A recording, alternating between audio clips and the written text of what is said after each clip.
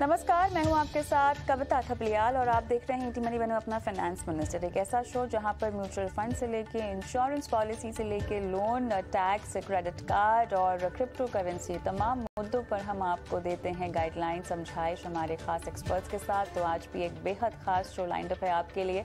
शुरुआत करते हैं ओटीएस के साथ।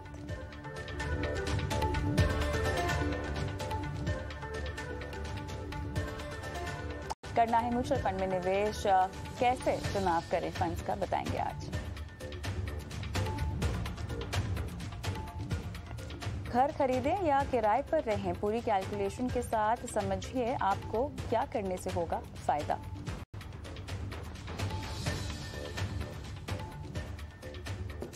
रिटायरमेंट के बाद कहां और कैसे अपने फंड्स को निवेश करें, बताएंगे हमारे एक्सपर्ट्स।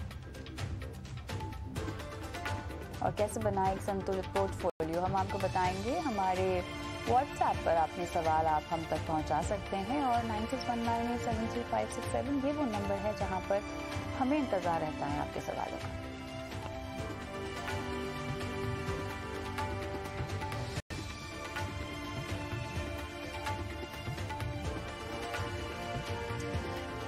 आज शो की शुरुआत बहुत ही बेसिक लेकिन बहुत ही ज़रूरी सवाल के साथ होने वाली है, क्योंकि अक्सर हमें ये सवाल दर्शक पूछते हैं कि हमें अपने पोर्टफोलियो में किस तरह की म्यूचुअल फंड का चुनाव करना चाहिए, या म्यूचुअल फंड्स का चुनाव करने से पहले किन किन बातों का ख्याल रखना चाहिए। इतनी सारी कैटेगरीज है, इसमें एक निवेशक को कन्फ्यूजन होना काफ़ी लाजमी है। लेकिन अगर आप जागरूक हैं अपने आप को लेकर, पैसों को लेकर, आपके रिश्ते के साथ और साथ ही आपकी निवेश रणनीति के लक्ष्य के लिए आपको अपनानी है, ये कुछ बुनियादी बातें अगर आपको पता है तो फंड का चुनाव करना आसान हो सकता है। लेकिन उसके पीछे भी कुछ थंब रूल्स हैं जो आपको फॉलो करने की ज़रूरत है। ईटी मनी के सीईओ संतोष नवलानी हमको समझाएंगे कि कैसे आपको अपने फंड्स का चुनाव करना चाहिए। तो सबसे पहले स्वागत है आपका संतोष। ये बताएं हमें, म्यूचुअल फंड्स का चुनाव करने के लिए कुछ पैरामीटर्स तो ज़रूर होंगे ही, लेकिन इसके बावजूद भी अब तक आपका जो एक्सपीरियंस रहा है ईटी मनी पर, मुझे ये बताएं क्या वाकई लोग इस थंब रूल को फॉलो करते हैं और इसको फॉलो करने के फायदे क्या हैं? हाय कविता। इंडिया में अगर देखें कविता, तो म्यूचुअल फंड इंडस्ट्री ग्रो करती जा रही है काफी सालों से, लेकिन जो इन्वेस्टर्स हर साल आते हैं, नए लेसन सीखते हैं और पिछले इन्वेस्टर्स थोड़े मैच्योर हो जाते हैं। तो हर तरीके के इन्वेस्टर्स होते हैं। कुछ इन्वेस्टर्स बहुत सही ढंग से रिसर्च करते हैं, किस तरीके के फंड लेने चाहिए, कैसे इनको इवैल्यूएट करना चाहिए, क्या क्या पैरामीटर्स देखने चाहिए। और कुछ कुछ इन्वेस्टर्स जो पहली बार इन्वेस्ट कर रहे होते हैं, तो वो मोस्टली एक मिस्टेक कर लेते हैं कि सिर्फ रिटर्न्स देख के इन्वेस्ट करते हैं। तो मैं कहूंगा कि हम एज अ कंट्री काफी बेटर होते जा रहे हैं अगर हम सोचेंगे कि इन्वेस्टमेंट डिसीजन हम कैसे ले रहे हैं। लेकिन ऐसा जरूरी नहीं कि हर आदमी या हर इन्वेस्टर बराबर इन्वेस्ट कर रहा है। तो सीखने के बहुत मौके मिलते हैं सबको, और आई एम श्योर हम लोग बात कर सकते हैं कि क्या क्या पैरामीटर्स उन लोगों को देखने चाहिए, सो दैट वो एक बेटर इन्वेस्टमेंट डिसीजन ले पाए हर बार। ऑल राइट, तो यहाँ पर हम एक एक करके पैरामीटर्स पर आते हैं। तो सबसे पहला चुनाव करने का जो कारण होता है या तुलना करने की एक जो वजह होती है वो क्या होनी चाहिए किसी भी म्यूचुअल फंड को पोर्टफोलियो में जगह देने से पहले। और हाँ, जब हम म्यूचुअल फंड की बात करते हैं, एक और सवाल जो मुझे अभी जहन में आ रहा है, इसका जवाब शायद आप पहले देना चाहें। इतनी सारी कैटेगरीज होती है, क्या सभी कैटेगरीज में से चुनाव करने के पीछे यही पैरामीटर्स हैं जो फॉलो करने होंगे? सो कविता, दोनों क्वेश्चन का आंसर करता हूँ।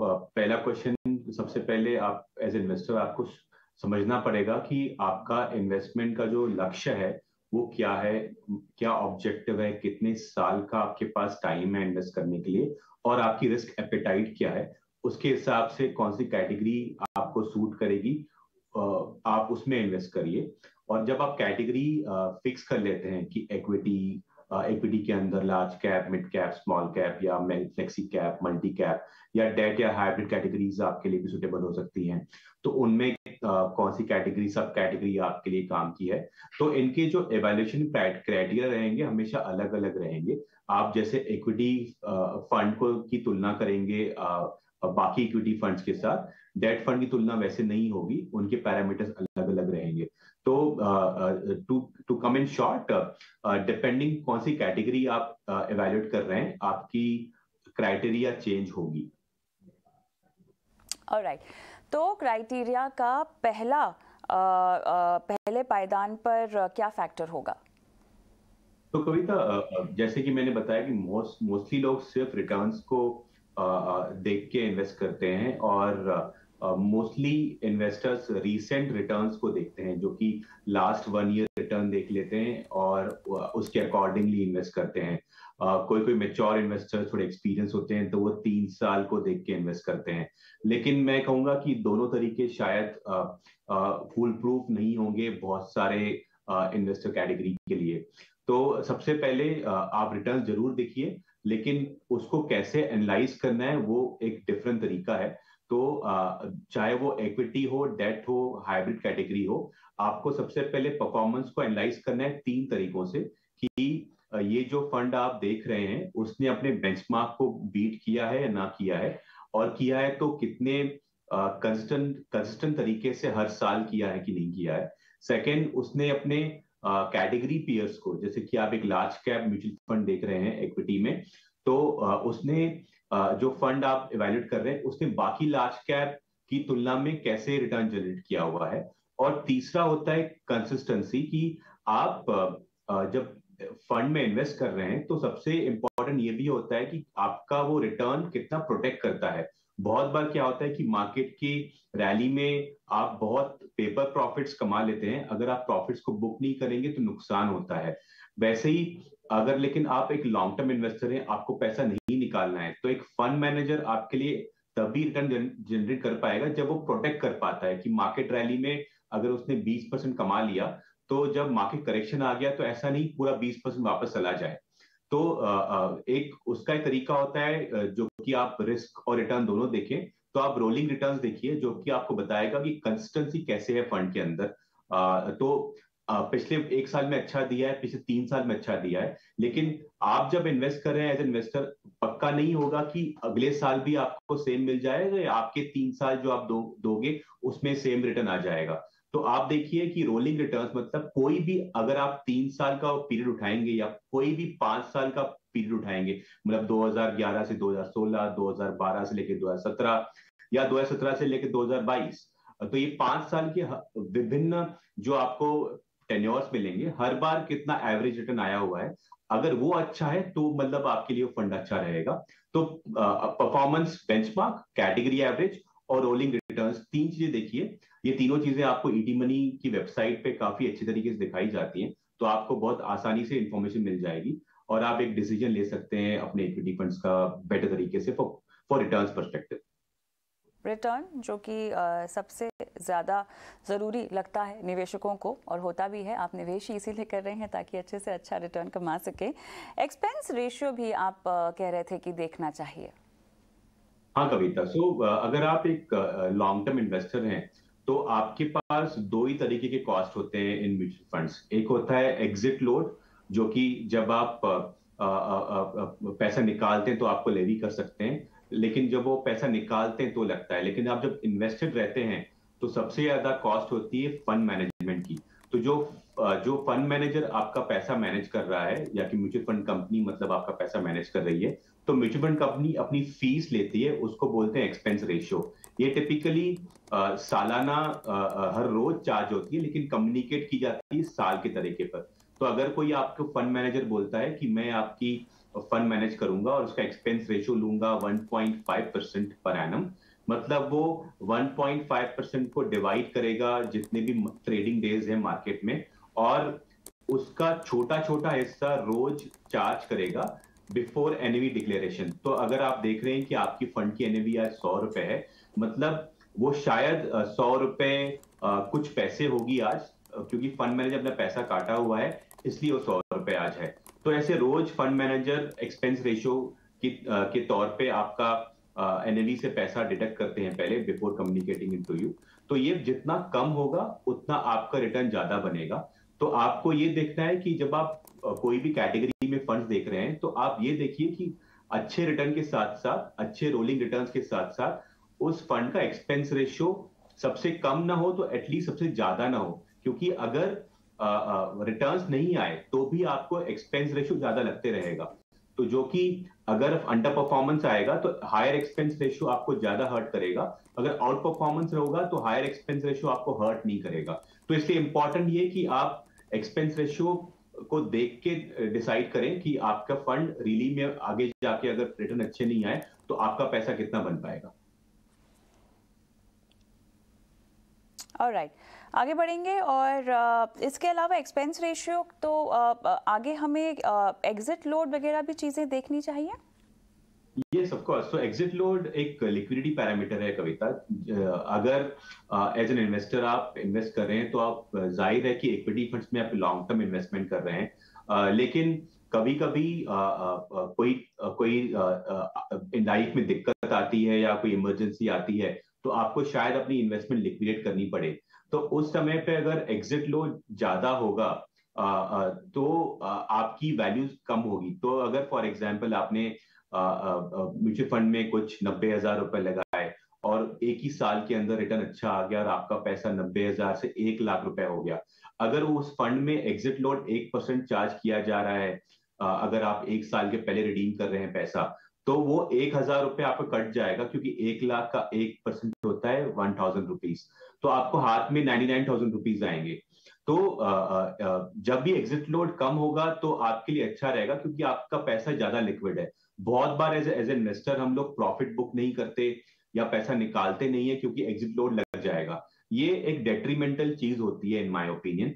और एज ईटी मनी हम बिलीव करते हैं कि एसेट अलोकेशन को तभी सक्सेसफुल किया जाता है जब आप एसेट को रीबैलेंस कर सकते हैं, जब आप प्रॉफिट पीरियोडिकली बुक कर सकते हैं विदाउट थिंकिंग अबाउट कॉस्ट।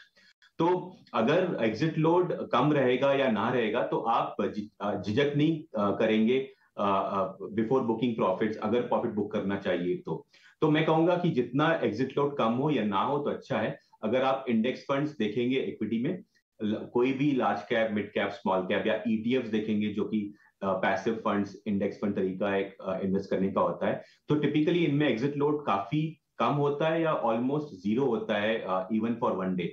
तो आप ऐसे फंड्स चूज करिए जहां पे एग्जिट लोड कम हो। ऐसे फंड्स चूज़ करें जहाँ पर एग्जिट लोड कम हो। थोड़ी सी रिसर्च यहाँ पर निवेशक को अपने एंड पर करनी होगी।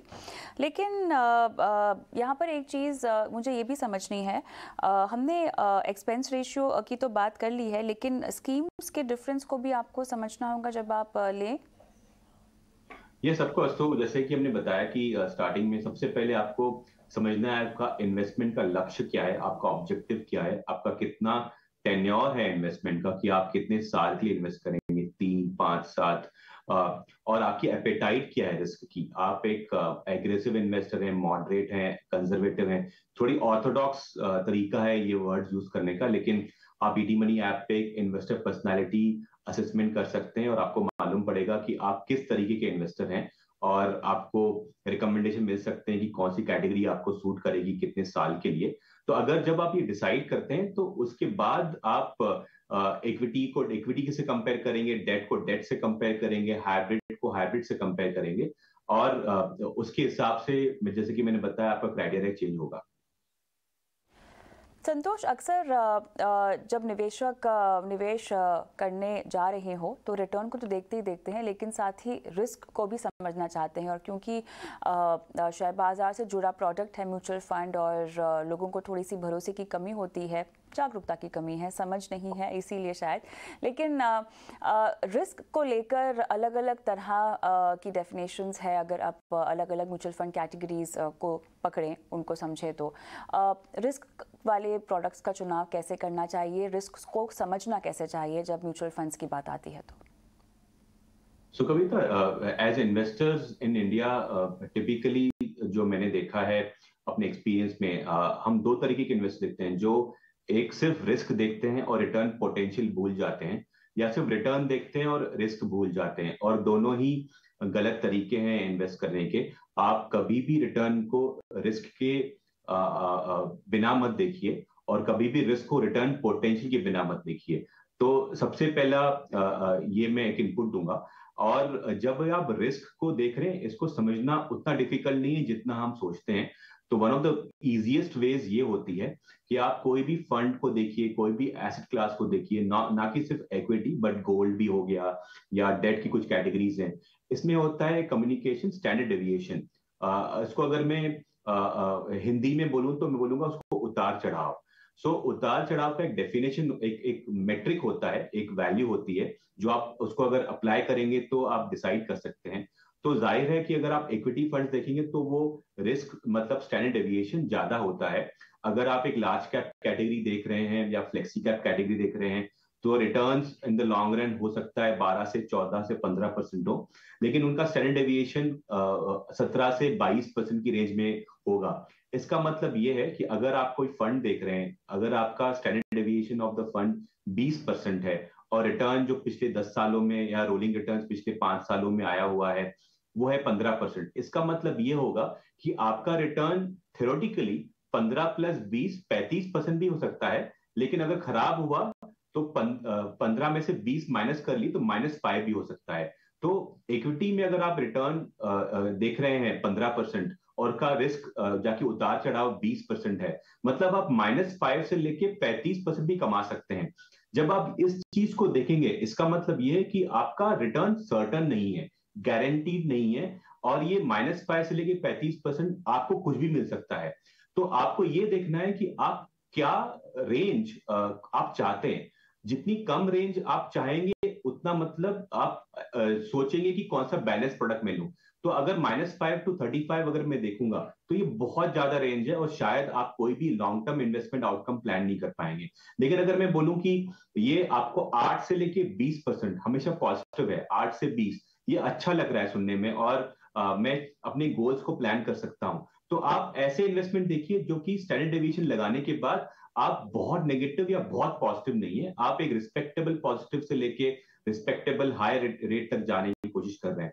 तो आप अगर जब ये देखेंगे स्टैंडर्ड डेविएशन के साथ कोई भी एसेट क्लास को एनालाइज करेंगे तो आपको समझ में आएगा कि ये बहुत बढ़िया है। अगर मैं इसको और सिंप्लीफाई करूं तो डेट फंड्स देखेंगे आप, तो डेट फंड्स में रिटर्न होगा 7.5%, 7% या 8%, उनका स्टैंडर्ड डेविएशन होगा 4%। मतलब इसका कि वो आपको 4 से 12% रिटर्न देगा, जो कि पॉजिटिव है दोनों तरीके से। अगर आप गोल्ड देखेंगे तो गोल्ड में भी अगर आप उतार चढ़ाव देखेंगे तो इक्विटी से कम होता है लेकिन डेट से ज्यादा होता है।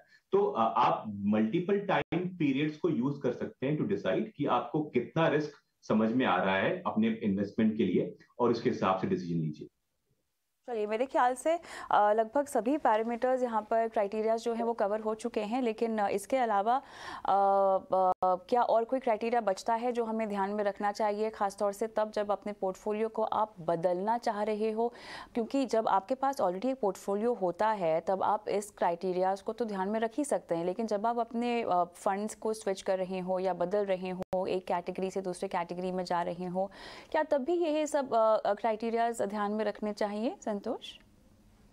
यस कविता, आप अगर कभी भी फंड्स बदल रहे हैं तो दो तरीकों से होगा। आप एसेट क्लास बदल सकते हैं कि आप इक्विटी से पैसा डेट में डाल रहे हैं या इक्विटी टू इक्विटी डाल रहे हैं। तो डिपेंडिंग ऑन दी आप क्या ले रहे हैं बेचने के बाद आपका क्राइटेरिया चेंज होगा। अगर हम डिबेट करेंगे इसके ऊपर और ज्यादा तो हम समझ सकते हैं कि इक्विटी टू डेट जाएंगे मतलब आप एक हाई रिस्क प्रोडक्ट से लो रिस्क में जा रहे हैं। तो आप ऐसा नहीं करेंगे कि इक्विटी से लेके मैं एक क्रेडिट रिस्क फंड ले लूं। तो क्योंकि क्रेडिट रिस्क फंड क्या करता है कि वो ऐसे फंड्स में ऐसे कंपनीज में इन्वेस्ट करता है जो कि क्रेडिट क्वालिटी खराब होती है या उतनी अच्छी नहीं होती है। तो आप रिस्की से रिस्क में जा रहे हैं तो ऐसा रिस्क लीजिए जिसमें आपको थोड़ी सर्टेनिटी हो पैसा कमाने की, या फिर अगर आप प्रॉफिट बुक कर रहे हैं तो आप ऑफकोर्स ऐसी डेट कैटेगरी में जाएंगे जो कि शॉर्ट टर्म नेचर हो या लिक्विड हो, instead of buying a credit risk fund. इसके मल्टीपल और भी हो सकते हैं देखने के तरीके, हम आगे बात कर सकते हैं इसके बारे में। बिल्कुल। यहाँ पर समय हमारा लगभग ख़त्म हो चुका है, वरना ये मुद्दा तो ऐसा है संतोष, हम चाहे कितने भी एपिसोड कर लें मेरे ख्याल से हमेशा समय कम ही पड़ जाएगा। लेकिन बहरहाल बहुत बहुत धन्यवाद आपका समय निकाला और इतनी बारीकी से, ख़ासतौर से निवेशकों को जो सबसे इम्पोर्टेंट काम होता है निवेश की जर्नी की शुरुआत करने का, म्यूचुअल फंड का चुनाव कैसे सही तरीके से किया जाए, उसकी बारीकी समझाने के लिए धन्यवाद। Thank you. चलिए हम शो को आगे बढ़ाते हैं, और अब आपको म्यूचुअल फंड्स के सिलेक्शन के बारे में तो हमने तमाम समझाइश दे दी है, लेकिन अब फाइनेंशियल प्लानिंग और आपकी ज़िंदगी जीने के बाकी पहलुओं पर फोकस कर